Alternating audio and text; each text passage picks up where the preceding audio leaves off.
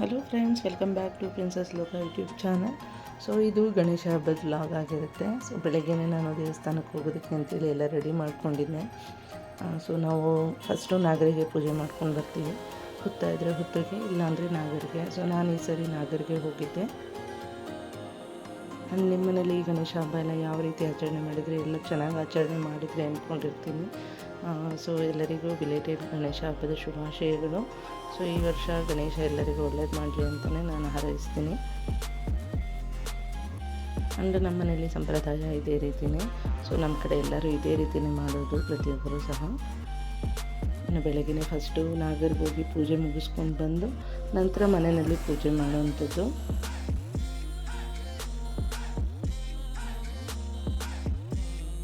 So ಇದನ್ನಂತೂ ನಾವು ತುಂಬ ಕಟ್ಟುನಿಟ್ಟಾಗಿ ಪಾಲನೆ ಮಾಡ್ತೀವಿ ಅಂತಲೇ ಹೇಳ್ಬೋದು. ಸೊ ಯಾವುದೇ ರೀತಿ ಇಲ್ಲಿ ವಿಘ್ನ ಆಗದೆ ಇರೋ ಥರ ಪೀಸ್ಫುಲ್ಲಾಗಿ ನಾಗರ ಪೂಜೆ ಮಾಡ್ಕೊಂಡು ಬರುವಂಥದ್ದು. ಯಾಕಂದರೆ ವರ್ಷಕ್ಕೊಂದು ಸರಿ ಮಾಡೋದು, ತುಂಬ ನಿಯಮದಿಂದ ಮಾಡ್ತೀವಿ. ಯಾಕಂದರೆ ನಾಗದೇವರು ಅಂತಂದ್ರೇ ಸ್ವಲ್ಪ ಭಯ ಭಕ್ತಿ ಜಾಸ್ತಿ ಅಂತಲೇ ಹೇಳ್ಬೋದು. ಹಾಗಾಗಿ ಸ್ವಲ್ಪ ನಿಯಮ ನಿಷ್ಠೆ ಎಲ್ಲ ಸ್ವಲ್ಪ ಜಾಸ್ತಿನೇ. ನಿಮ್ಮ ಕಡೆ ಯಾವ ರೀತಿ ಆಚರಣೆ ಮಾಡ್ತೀರಾ? ನೀವು ಇದೇ ರೀತಿ ಆಚರಣೆ ಮಾಡೋದು ಅಥವಾ ನಿಮ್ಮ ಮನೆಯಲ್ಲಿ ಯಾವ ರೀತಿ ಹಬ್ಬ ಇರುತ್ತೆ ಅಂತ ಕಮೆಂಟ್ ಮಾಡಿ ನನಗೆ. ಸೊ ಇಲ್ಲಿ ನಾವು ಮನೆ ಹತ್ರನೇ ಇದ್ದ ಗಣೇಶ ದೇವಸ್ಥಾನಕ್ಕೆ ಹೋಗಿದ್ದು. ಆಲ್ರೆಡಿ ತುಂಬ ಜನ ಬಂದು ಪೂಜೆ ಮಾಡ್ಕೊಂಡು ಹೋಗಿದ್ರು. ಬರ್ತಾನೆ ಇದ್ದರು ಜನ ಸಹ. ಸೊ ಪ್ರತಿಯೊಂದು ಈ ರೀತಿ ನಾನು ಮನೆಯಿಂದಲೇ ಎಲ್ಲ ನಾನು ರೆಡಿ ಮಾಡ್ಕೊಂಡು ಹೋಗಿದ್ದೆ.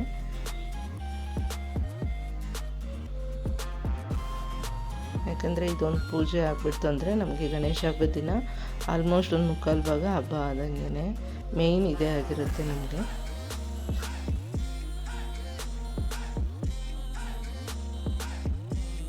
ಸೊ ಈ ರೀತಿಯೇ ನಾವು ಎಡೆ ಎಲ್ಲ ಇಟ್ಟು ಪೂಜೆ ಮಾಡ್ಕೊಳ್ಳೋವಂಥದ್ದು ನಾಗರ ಹತ್ರ. ಹಣ್ಣುಗಳು ಮತ್ತು ನಾವು ಈ ಥರ ಏನು ಎಳ್ಳುಂಡೆ ಮಾಡ್ತಾರೆ ಕೆಲವರು, ಹಸಿ ಅಕ್ಕಿನಲ್ಲಿ ಉಂಡೆ ಎಲ್ಲ ಮಾಡ್ತಾರೆ. ನಮ್ಮ ಮನೆಯಲ್ಲಿ ಆ ರೀತಿ ಎಲ್ಲ ಪದ್ಧತಿ ಇಲ್ಲ. ಬಿಕಾಸ್ ಮುಂಚೆಯಿಂದನೇ ಯಾವ ರೀತಿ ಆಚರಣೆ ಮಾಡ್ಕೊಂಡು ಬಂದಿದ್ದಾರೆ ನಾವು ಅದನ್ನೇ ಪಾಲಿಸ್ಕೊಂಡಿದ್ದೀವಿ. ಹಾಗಾಗಿ ನಾವು ಜಸ್ಟ್ ಹಣ್ಣುಗಳು ಮಾತ್ರ ಇಡ್ತೀವಿ. ಆ್ಯಂಡ್ ಇದು ತೆಂಗಿನಕಾಯಿ ಮತ್ತು ಒಂದು ಸೌತೆಕಾಯಿ ಸಹ ಹೊಡಿತೀವಿ ನಾವು. ನೀವು ಈ ರೀತಿ ಯಾರ್ಯಾರ ಮನೇಲಿ ಮಾಡ್ತೀರಾ ಕಮೆಂಟ್ ಮಾಡಿ. ಇದೇ ಧೈರ್ಯ ಪೂಜೆ.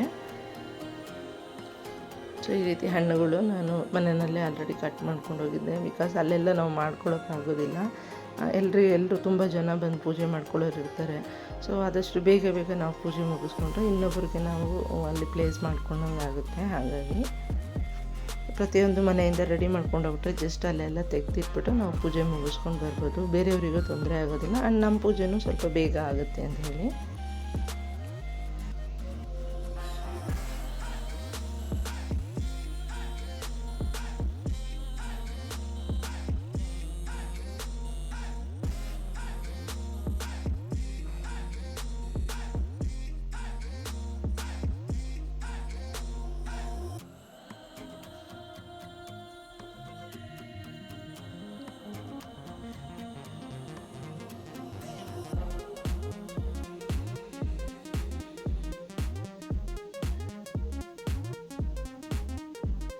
ಆ್ಯಂಡ್ ಇನ್ನು ಮನೆಯವರು ಸಹ ಎಲ್ಲರೂ ಪ್ರತಿಯೊಬ್ಬರು ಪೂಜೆ ಮಾಡ್ತೀವಿ.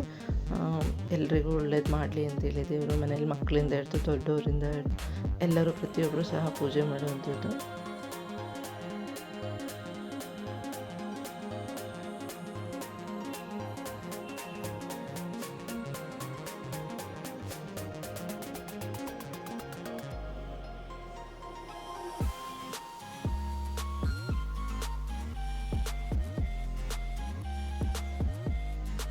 ಇಲ್ಲಿ ಕಾಯಿ ಮತ್ತು ನಾವು ಏನು ತೊಗೊಂಡೋಗಿರ್ತೀವಿ ಸೌತೆಕಾಯಿ ಅದನ್ನು ಹೊಡಿತೀವಿ ನಾವು. ಸೊ ಅದನ್ನು ಎಲ್ಲ ಹೊಡೆದು ಇನ್ನು ಮಂಗಳಾರತಿ ಮಾಡಿ ಹಾಲೆಲ್ಲ ನಾಗದೇವರಿಗೆ ತಾನೇ ಎರ್ಬಿಟ್ರೆ ಮುಗಿಯುತ್ತೆ ಹಬ್ಬ.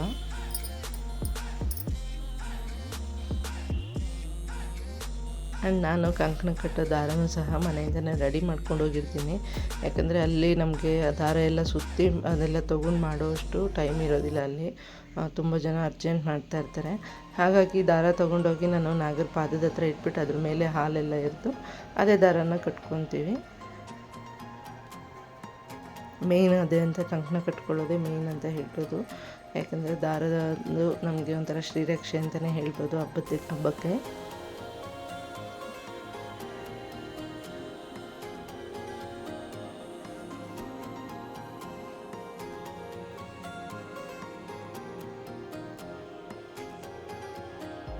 ಇನ್ನೆಲ್ಲ ಎಲ್ಲರೂ ಹಾಲು ಎರೆದಿದ್ದಾದಮೇಲೆ ನಂತರ ದಾರ 3 ಎಳೆ ಹಸಿ ದಾರ ತೊಗೊಂಡೋಗಿರ್ತೀವಿ ನಾವು. ಹಸಿ ದಾರನೂ ಸಹ ಈ ರೀತಿ ನಾಗರಿಗೆಲ್ಲ ಸುತ್ತಿ ನಮ್ಮ ಪೂಜೆ ಎಲ್ಲ ಕಂಪ್ಲೀಟ್ ಮಾಡ್ಕೊಂಡ್ವಿ. ಪೂಜೆ ಎಲ್ಲ ತುಂಬ ಚೆನ್ನಾಗಾಯಿತು. ನಂತರ ಇಲ್ಲಿ ಮಕ್ಕಳಿಗೆ ಆಗಲಿ ಎಲ್ಲರೂ ಮನೆ ಮಂದಿ ಎಲ್ಲರೂ ಈ ಥರ ದಾರ ಕಟ್ಕೊತೀವಿ ಹೂವಿನ ಜೊತೆಯಲ್ಲಿ.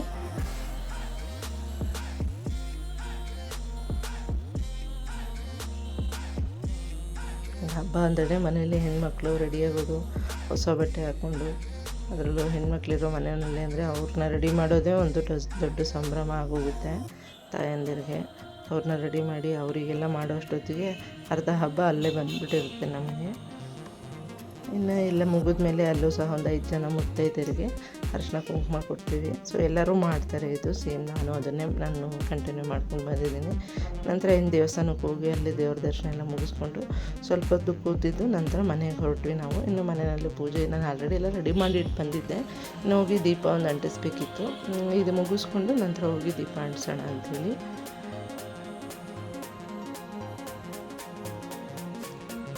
ಸೊ ಈ ವರ್ಷ ಸಿಂಪಲ್ಲಾಗಿ ನಮ್ಮ ಹಬ್ಬ ಮುಗಿಸ್ಕೊಂಡ್ವಿ ನಾವು.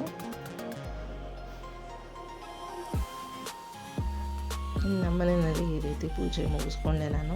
ಈ ಸರಿ ವಿಸರ್ಜನೆ ಮಾಡುವಂಥ ಗಣಪನೇನು ತರಲಿಲ್ಲ ನಾವು. ಮನೆಯಲ್ಲೇ ಇರ್ತಕ್ಕಂಥ ಗಣೇಶನಿಟ್ಟು ನಾನು ಅದಕ್ಕೆ ಅಲ್ಲೇ ನೈವೇದ್ಯ ಎಲ್ಲ ಇಟ್ಟು ಪೂಜೆ ಮಾಡಿಕೊಂಡೆ, ಉಸ್ಲಿ ಮಾಡಿ. ನಂತರ ಕಡುಬು, ಮೇಯ್ನು ಕಡುಬು ಅಂತಲೇ ಹೇಳ್ಬೋದು.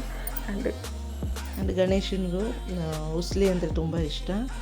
ಸೊ ಹಾಗಾಗಿ ಉಸ್ಲಿ ಮತ್ತು ಕಡುಬು 2 ಮೇಯ್ನು ನೈವೇದ್ಯ ಅಂತಲೇ ಹೇಳ್ಬೋದು ಈ ಹಬ್ಬಕ್ಕೆ. ನಂತರ ಇದು next day vlog, Sunday vlog ಆಗಿರುತ್ತೆ. ಅಮ್ಮ ಅರಿಶಿನ ಕುಂಕುಮಕ್ಕೆ ಅಂತ ಹೇಳ್ಬಿಟ್ಟು ತೊಗೊಂಡು ಬಂದಿದ್ರು ಇವತ್ತು.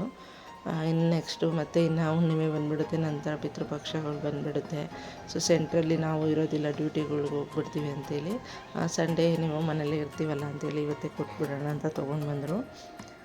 ಸೊ ಅದನ್ನೆಲ್ಲ ರೆಡಿ ಮಾಡ್ಕೊತಾಯಿದ್ರು. ಸೊ ಇದು ನನ್ನ ಈ ವರ್ಷದ ನನ್ನ ತವ್ರ ಮನೆ ಅರಿಶಿನ ಕುಂಕುಮ ಅಂತಲೇ ಹೇಳ್ಬೋದು. ಆ್ಯಂಡ್ ಅಮ್ಮ ಎಲ್ಲ ರೆಡಿ ಮಾಡಿಕೊಟ್ಟು ನನ್ನ ಮಗಳು ನನಗೆ ಕೊಟ್ಟಿದ್ದು. ಸೊ ಪ್ರತಿಯೊಬ್ಬರು ಹೆಣ್ಮಕ್ಳಿಗೂ ಅಷ್ಟೇ ಅಲ್ವಾ, ಇಲ್ಲಿ ಗಂಡನ ಮನೆಯಲ್ಲಿ ಎಷ್ಟೇ ಇದ್ರೂ ಅಮ್ಮನ ಮನೆಯಿಂದ ಬರೋ ಏನೋ ವರ್ಷಕ್ಕೊಂದು ಸರಿ ಕೊಡೋ ಕುಂಕುಮಕ್ಕೆ ಅದೇನೋ ಒಂಥರ ಅದು ಬೇರೆಯೇ ಮಹತ್ವ ಇರುತ್ತೆ. ಸೊ ನನಗೂ ಅದೇ ರೀತಿ. ಸೊ ಅವ್ರಿಗೆ ಎಷ್ಟು ಬೆಲೆ ಕೊಟ್ಟರು ಅನ್ನೋದು ಅಲ್ಲಿ ಮ್ಯಾಟ್ರೇ ಆಗೋದಿಲ್ಲ. ಒಂಥರ ಏನೋ ಒಂಥರ ಖುಷಿ. ತವ್ರ ಮನೆ ಸೀರೆ ಅಂದ್ರೇ ಒಂದು ಸಂಭ್ರಮ, ಒಂದು ಖುಷಿ. ತವ್ರ ಮನೆಯಿಂದ ಬರೋ ಏನೇ ₹1 ಆದ್ರೂ ಸಹ ನಮಗೇನೋ ಒಂಥರ ಅದು ತುಂಬ ಮಹತ್ವ ಅಂತಲೇ ಇರುತ್ತೆ, ತುಂಬ ಖುಷಿ ಅಂತಲೇ ಇರುತ್ತೆ. ನನಗಂತೂ ಪರ್ಸ್ನಲಿ ನಾನು ಅದನ್ನು ತುಂಬ ಫೀಲ್ ಮಾಡ್ತೀನಿ. ಸೊ ಫೈನಲಿ ಈ ವರ್ಷದ ನಂದು ಗೌರಿ ಹಬ್ಬದ ಅರಿಶಿನ ಕುಂಕುಮನ ಸಹ ತಂದುಕೊಟ್ರು. ಇದು ಮುಗೀತು. ಸೊ ನಿಮಗೂ ಇದೇ ರೀತಿ ಅನಿಸುತ್ತಾ? ತವ್ರ ಮನೆಯಿಂದ ಕುಂಕುಮ ತಂದು ಕೊಟ್ಟಾಗ ಯಾವ ರೀತಿ ಫೀಲ್ ಮಾಡ್ತೀರಾ ಕಮೆಂಟ್ ಮಾಡಿ ನನಗೆ. ಸೊ ನನ್ನ ಹಬ್ಬ ಈ ರೀತಿ ಈ ವರ್ಷ ಸಿಂಪಲ್ಲಾಗಿ ಮುಗಿಸ್ಕೊಂಡೆ. ಸೊ ನೀವೆಲ್ಲ ಹಬ್ಬ ಹೇಗೆ ಮಾಡಿದ್ರಿ ಕಮೆಂಟ್ ಮಾಡಿ. ಹಾಗೆ ನನ್ನ ವೀಡಿಯೋಸು ನಿಮಗೇನಾದರೂ ಇಷ್ಟ ಆಗ್ತಿದ್ರೆ ದಯವಿಟ್ಟು ಲೈಕ್ ಮಾಡಿ, ನನ್ನ ಚಾನಲ್ನ ಸಬ್ಸ್ಕ್ರೈಬ್ ಮಾಡ್ಕೊಳ್ಳಿ ದಯವಿಟ್ಟು. ಆ್ಯಂಡ್ ಈ ವಿಡಿಯೋ ನಿಮಗೇನಾದರೂ ಇಷ್ಟ ಆದರೆ ಲೈಕ್ ಮಾಡಿ, ನಿಮ್ಮ ಫ್ಯಾಮಿಲಿ ಮೆಂಬರ್ಗೆ ಶೇರ್ ಮಾಡಿ. ಸೊ ಇನ್ನಷ್ಟು ಹೊಸ ವೀಡಿಯೋಗಳೊಂದಿಗೆ ನಾನು ನಿಮ್ಮ ಜೊತೆ ಸಿಗ್ತೀನಿ. ಒಂದಷ್ಟು ಫೋಟೋಸು ನಾನಿಲ್ಲಿ ಆ್ಯಡ್ ಮಾಡಿದೆ. ಸೊ ಮತ್ತೊಮ್ಮೆ ಎಲ್ಲರಿಗೂ ಗೌರಿ ಗಣೇಶ ಹಬ್ಬದ ಶುಭಾಶಯಗಳು. ನನ್ನ ವೀಡಿಯೋನ ನೋಡಿದ್ದಕ್ಕೆ ಥ್ಯಾಂಕ್ ಯು.